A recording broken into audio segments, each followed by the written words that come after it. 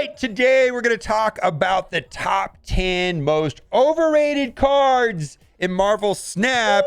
Join with me today is Arnold, T101, and if you like the video, we'll throw in a bonus one. You'll get an 11th one at the very end. And I just want to say this before we get into the list. I think every card that we're going to talk about has merits and situations that they work, but there's just like small things about the card that kind of annoy me, so I don't like playing them, or they turn out to be situational, or I saw the card and then I played the card and it's not what I thought it was going to be at all. So I overall, like, if I look at like all of the cards in Marvel Snap, and there's a lot of them, almost all of them are playable or useful in certain situations, with a handful. And so if you disagree with our list, it's too bad. You know, salty. It's too bad. So let's get to our first card right here, and I got to make sure you're turned on. There you are, right there. So we both picked out 5, and we actually had one that we both picked out together, and so we have a total 11. Now, this was the first one that I picked up, was Adam Warlock. At the end of each turn, if you're winning this location, draw a card. The problem with this is that it's a 0 cost card. It's hard to get it to work, and your opponent can counter it. And for me, we were talking about this a little bit before, Maximus, right? Yeah. Maximus is one of the like staple 3-drops with 7 power, where your opponent draws 2 cards. You know, there's ways of offsetting that, you know, play it into Cosmo or something like that. But I don't know how important card draw is. And it feels like this right here it's just, I remember when I first saw this card, it's like, oh, that sounds so broken. I'm going to use that in every deck. And nope, I don't use it that often. What do you think about Adam Warlock? Yeah, overrated? Yeah, I definitely think it's overrated. I mean, if it maybe was a 1-cost card, okay, maybe. If it maybe had some power on it, so let's say it was 2/2 or something like that. So at least when you place it into zone on turn 2, you can maybe draw a card and that turn. I mean, there's not many. So when I think of card drawing, maybe Dino, where you want to have as big of a hand as possible. Okay. And yeah, and then we talked about maybe you're waiting on a card the whole game's like, where's my Silver Surfer? Where's my Galactus? And maybe Adam Warlock will help get that into your hand. But the fact that you place it and someone can just place a 1-powered card next turn and cancel out your Adam Warlock, it's just it's not doing enough. I definitely think this card that can maybe use a buff. That's like, it feels like it should be broken, but it's not. It's one of the things about Marvel Snap that's different than other card games I've played is like, in other card games, like card draw was very powerful, and it was also very important to play on curve. Like, you know, play a 1-drop, then a 2-drop, then a 3-drop. Board space matters so much in Marvel. It's like, are you going to waste board space with a drop, unless you have some way of comboing or giving it a lot of synergies? And so board space just seems to be more important than what I thought when I first started playing this game. You know, playing on curve is not that important. You know, and card drawing doesn't seem as important as I thought. You could have 7 cards in a hand too. So yeah, it's like, Adam Warlock. So now that was my first one. And this one, I actually agree with you a little bit, but this is a card that almost everybody wants to buy with collector tokens, and I don't think it's a bad choice, but once you've played it, you realize that it gets countered a lot. And that card is, tell me the name. Show me your Wongs, everyone. Yeah. So tell me why you think this card is overrated. Okay. I feel like a lot of decks run Cosmo. That's part number 1. Part number 2, when you see a Wong, it's an open invitation to screw me over. So place the Cosmo, especially if you don't have initiative with the Wong, it's rough to roll with it. Or when someone places the card on the Wong, you can just kick it out into another zone. It tips the hand way too much on what's about to happen, and it's very easily counterable. But in the situation, no one has a Cosmo at hand, or, you know, if you could get the combo to pull off, it's really satisfying to see Wong work. So it's not that it's a trash card. I just think it's just way too easily counterable. I'd rather run something else, because Wong is all your eggs in one basket. That's what it feels like. So I remember feeling exactly like you did before Zabu. I feel like Zabu has made Wong a lot better now. Like playing him, see, the problem is that he gets countered, right? And so it's a lot of fun to play him late. And when he only costs 2, you can kind of get the value and it doesn't get ruined, right? But yeah, I think this is, in my opinion, I think this is a balanced card. I think it's a powerful card. But I think people think it's broken, and because of all the times that they lost. You got wrecked. Yeah, I mean, when it works, it's magical. It's awesome. Like, you know, you put Wong into Mystique into whatever. Oh man, yeah. On Camartage. Yeah, yeah. But it's fun, but I don't think it's like you're not gonna like win every single game with it. Okay, so let's go to the next card number 3, and I actually feel the same way about this card as you do about Wong, and that is Mr. Negative. Mr. Negative. Again, his stats are okay. So first of all, I think that the decks that I've played Mr. Negative where he popped off have Bast, and a lot of people have Bast. And it's very dependent on him going off on turn 4. Right. And then drawing into Iron Man. Not that you have to draw into Iron Man to win, but it feels like Mr. Negative going off on turn 4, Iron Man on turn 5, and then Mystique on turn 6 or whatever. But an inverted Iron Man is bonkers. The problem with that is, and I played a lot of Mr. Negative, is that Iron Man's in your hand or you don't draw him. And yet, and then he's -1. And I feel like Bast kind of like rounds him out. But I think the other thing, too, is that all the times that I lost to Mr. Negative, and then when I started playing him, I realized how many times it was frustrating, how it just didn't work the way I wanted it to. What do you think about Mr. Negative? So has he been seeing action with Zabu lately at all, or no? Since he's a 4-cost card. Yeah, I don't play him with Zabu. I play him with Surfer and Sarah and Bast, and I mean I've got a couple decks that I play him in, and he's very good. But there's other win conditions. It's not just about Mr. Negative. Yeah, I actually just unlocked this card this week, so I haven't had that much time playing against it, playing with it, but playing against it, I don't know. I never feel scared when I see Mr. Negative. I was like, oh, okay. I don't know it feels satisfying because the closest experience I've had is when Peak pops off and you get the 0-cost. It feels really good. Yeah. When that happens, but otherwise it's like I don't know. I don't think it's as big as a lot of folks make it out to be. I was actually really excited to get the card like when I first was starting. Then as I was going on, I was like, it doesn't seem like it's that necessary for me to progress in Marvel Snap. Yeah, I always seem to get leeched when I play Mr. Negative, and then I get leeched, and it's like, oh my God, it's over. Anyways, still a very powerful card. What's interesting is that it has like an under 50% win rate, which is very interesting also. Like it's one of those things like I'm not really sure. All right, next is your card right here, and I agree with you on this card, is Debris.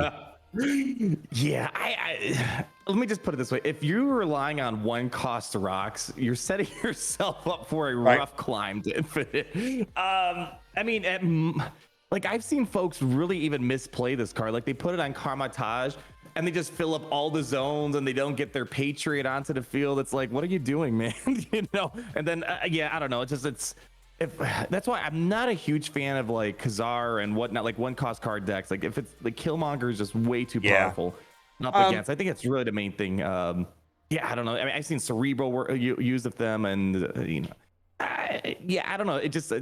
I feel like I've never lost to a Debris deck in my life. Okay, so I play pretty regularly a Surfer Patriot deck that runs Debris and Absorbing Man and a bunch of cards, right?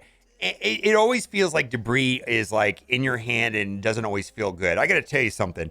Like when Silver Surfer's in my hand, it always feels good. Oh yeah. Debris is just like, oh, is this gonna work? Is this not gonna work? Are they gonna have a Killmonger? Is gonna be good? Is gonna be no good? And you never know. Like certain cards always feel good. Like generally, Brood feels good. You know what I mean? But Sarah feels good. Yeah, all this stuff, but it just Debris, not always, and it's situational. So now this one here is going to be controversial. The next pick's on our list, and I think you're going to argue with me on this. I feel that Galactus is overrated. Okay, so listen, I I got Thanos, and I was like, I don't really like Thanos that much. I wish I would have got Galactus. Then I got Galactus, and I started playing Galactus, and it is fun at first when you see the animations, but the problem is it doesn't line up right. You either have Galactus in your hand and no ramp, or you have ramp in your hand and no Galactus, or you pop off Galactus but you still don't win, right? You don't always win when Galactus goes off, or there's squirrels everywhere and you can't play Galactus. What's even worse is that you have the perfect hand, and guess what happens? They retreat, and just don't. And you just don't get the thing. And then the more that I've been playing Galactus, I'm realizing how easy it is to counter with like arrow, and how it's so telegraphed. And now when I come across a Galactus deck, I'm like, I know what you're gonna do. Yeah. And it's not gonna happen. But I still think this is an important meta card. It's just that I think it was, since I've been playing Galactus, I'm finding that it is such a slow, deliberate, low cube, pick your place, hope you have the right hand, and I think it's overrated. I just don't like it. Yeah, so Galactus is one of my go-to decks. It's always I think the thing about Galactus, the deck is so flexible. There are so many different Galactus builds out there that kind of mix things up and to kind of throw your opponents off sometime. It's I think the win condition, it's a very narrow win condition, but here let me sell you on this. Okay. With Galactus, you know when you're going to win or lose, right? Yeah, you have to snap early. You snap early. Yeah, you can snap as soon as you see the 3 rooms, the 3rd room, and you have it in your hand. You probably should snap, right? Yeah, you need to snap. Part number 1, you need to snap with Galactus early. But part number 2 is like, I feel like my losses are, I can cut my losses early because I know I'm not going to win this round. Whereas when I'm playing like, like this, I'm playing with Sarah Surfer. You don't know if you're really going to win. It's like, I think I'm going to outpower them. But when it's Galactus, it's such a single-minded, like it's just one win condition.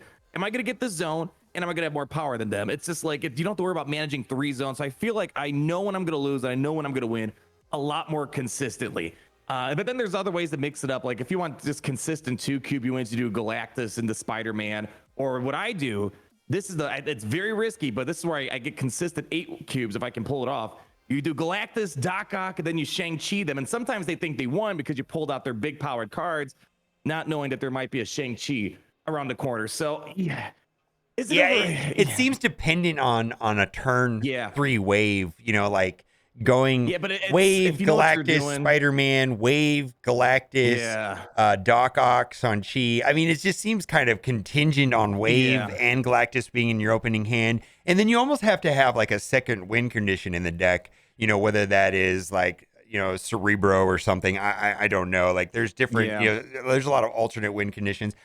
I do want to say that this is a viable card. I just think that the gameplay experience for me, when playing a Galactus deck wasn't as fun as I thought it was going to be. And it just seems, it's just so deliberate and slow and low cubes and picking your place and a very, very, I don't know. It's just maybe not my play style. I think it's overrated. No, yeah, I get it.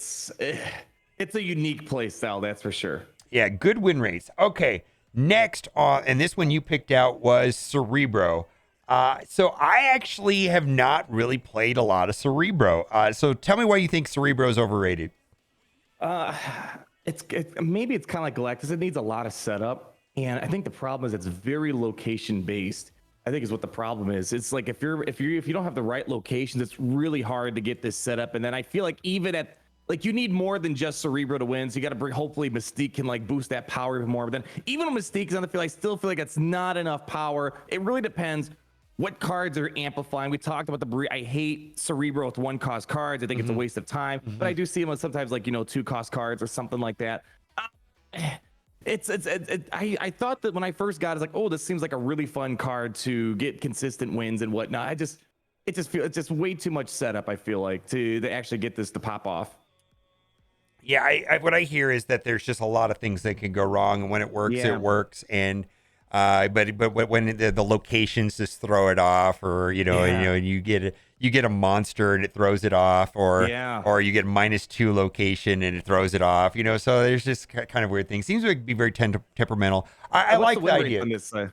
The idea is fine. What's the win rate on these? Actually, it's pretty good. You Pretty know, good? yeah, above average. It's not the worst, but it's you know, when played, it's high. It one index 50. It's above. I think 52%, 53% on average because you you kind of have to count for bots. I've noticed that like when I look at win loss rates on cards. It's above 50% because they're not accounting for bots, right? So I think 53% is like the median if I were guessing. Does that make sense what I just said? Yeah. I think there's an extra 3% cushion in there for bots somehow. All right, next on the list, and this is the one that we both picked, and that is Sandman. So I've talked about Sandman a lot, and I just think he's so expensive for not a lot of power. And the main card that I think is ruining everybody's lives right now is Zabu. And this actually does not really stop Zabu as much as I thought it would. And this is the reason why, is that they play Zabu on turn 3, then they play two 4-cost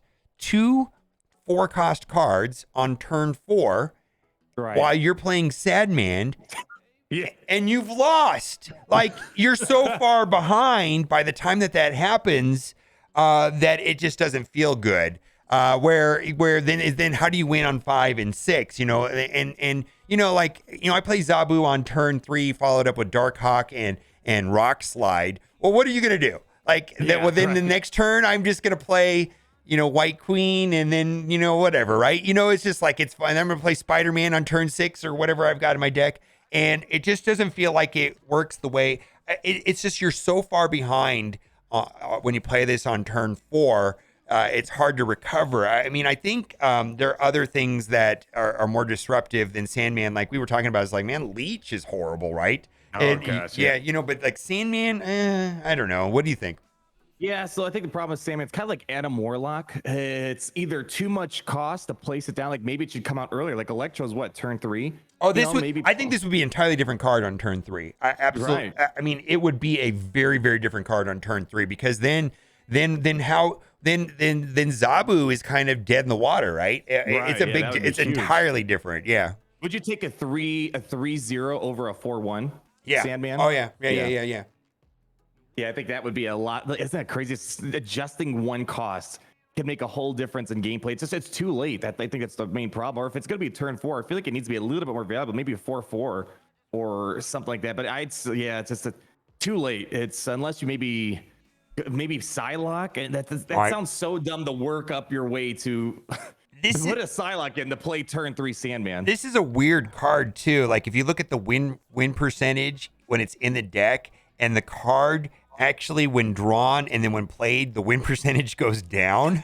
I mean, oh my goodness, you know, it's like, oh no, that's not good. So I don't know, like it shouldn't be that way. So I don't know. I think that I feel like this is a missed opportunity, and I think there's going to be a place for him in the future, or maybe there's a different build or a different deck that is going to make this work. But for right now, I just feel like it's. What about this where Mr. Negative comes in? So it's a 1-cost card. I don't know. Maybe Mr. Negative it's 4 cost. But that defeats the point of Mr. Negative. You want to dump your hand on turn 6 for real cheap and just like overwhelm them with like craziness, right? And this kind of defeats that. The high IQ of Mr. Negative in the sand. Yeah, that would be a turn 5. That would never work. Okay, so I don't know. I still think there's a place in the game to play with him, and I've heard that people have had luck with Sandman. I just think it's a little overrated. Okay. This is a card that I think is overrated that you absolutely love, and that is Doc Ock. I have played Doc Ock, and I played against Doc Ock, and I've seen this backfire so many times. Oh, yeah. And look at this.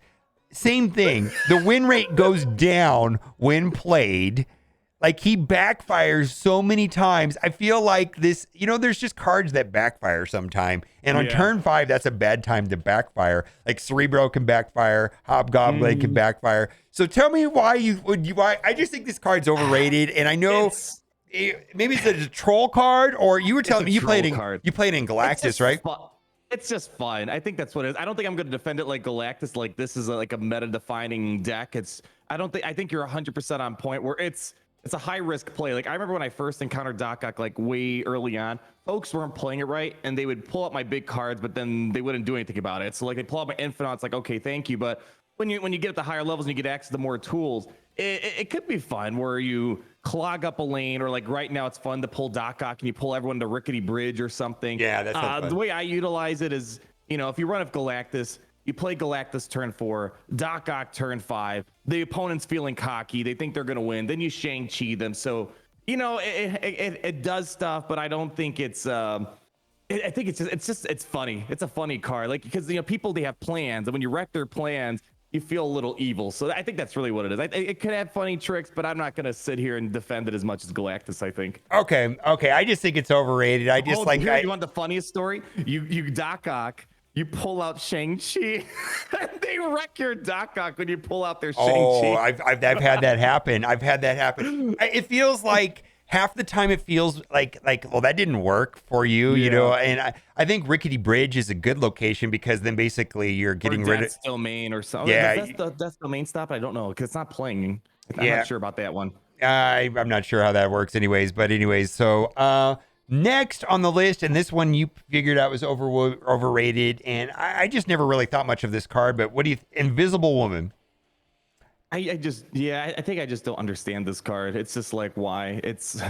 Anytime I see Invisible Woman, I'm like, okay, Wong's gonna be there. Thank you for the 4-turn advance heads up. I'll just place my Cosmo right there. Thank you very much. Yeah, if you see Invisible Woman, you just play Cosmo into it. I think the deck that I've played Invisible Woman in is like a discard Hella deck. And so you play Invisible Woman on turn 2, and then you hide all the cards. You hide all the cards, and then that way you're not discarding the Hella. You know what I mean? You don't want the Hella to get discarded, but a Cosmo ruins it. And it's just a card that I think is I